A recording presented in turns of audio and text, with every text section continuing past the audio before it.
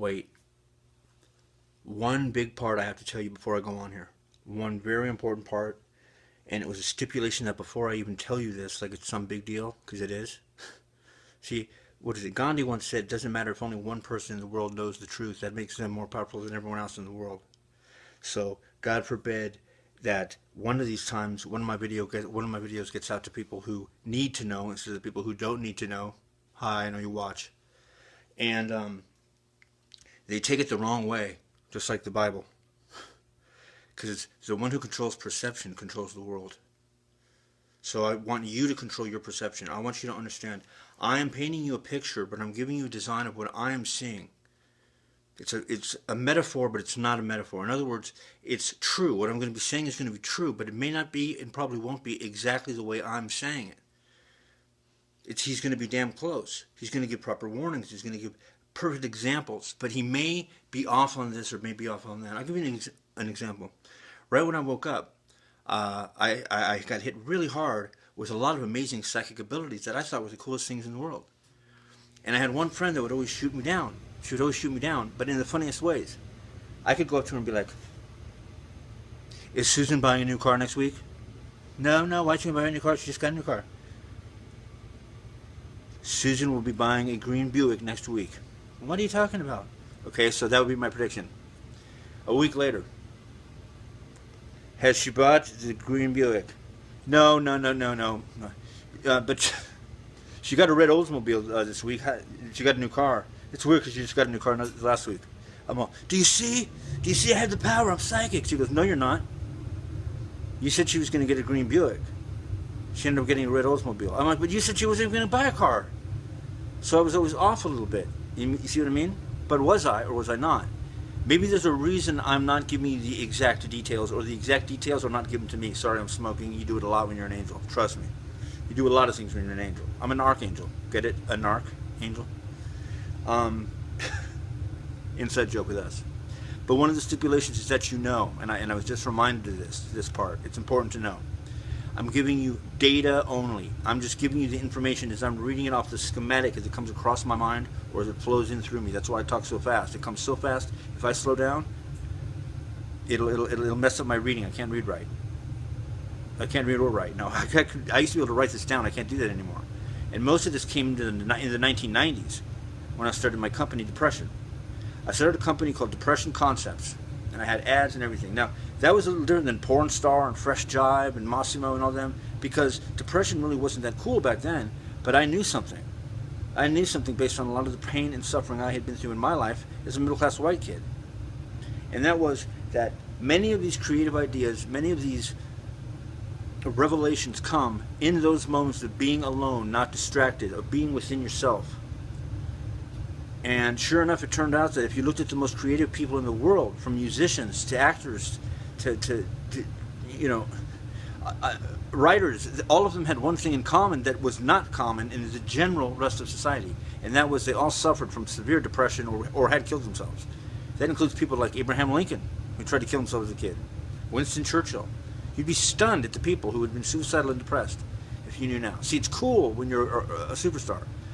But when it's a family member, it's, "Oh, you're weak, get out of bed and cheer up." So anyways, I trademarked Depression, Generation X Prophets. Now, at the time, I didn't fully understand what I was saying, but I did. I realized, Generation X Prophets, we seemed to be, as a generation, foreseeing or literally creating the trends of what was going to happen. For example, file sharing on the internet. I mean, that's how, you think about it, everything's file shared. Even the purchasing of things offline.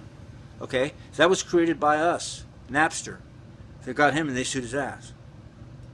Graffiti art. It's the best art in the world. It goes back all the way back to Egypt and hieroglyphics. There's books about it. Archaeologists write about street graffiti now. The codes, the signs, the gang signs. The times 13.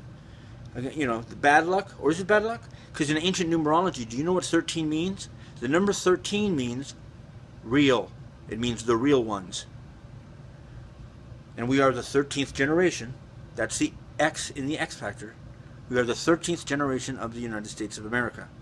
And also I may add that in the Mayan prophecy, the end of the world, the end times, what's the symbol for times? It's an X. Okay? In the end times, the 13th Ahau will return. Is the return of the wise ones, the 13th generation. Now that could be coincidence, but I'll tell you what, I don't study that much. I'm not that good at it. But the person who taught me this, they know everything. Everything. Now,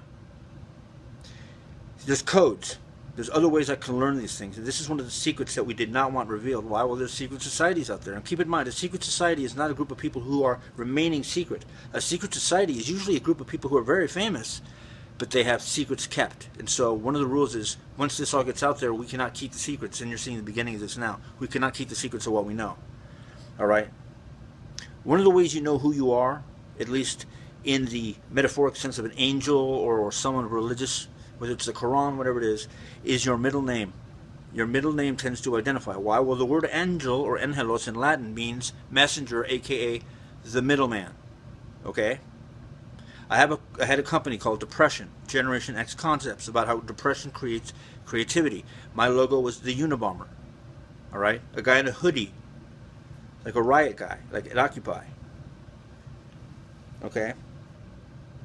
Now, we're never going to go to war, our parents said. We don't know what Vietnam's about in this net. Now, we went to Afghanistan, and we had to go to Iraq, and those were real wars because we come back and we found out we're awake, and now we understand why we got sent.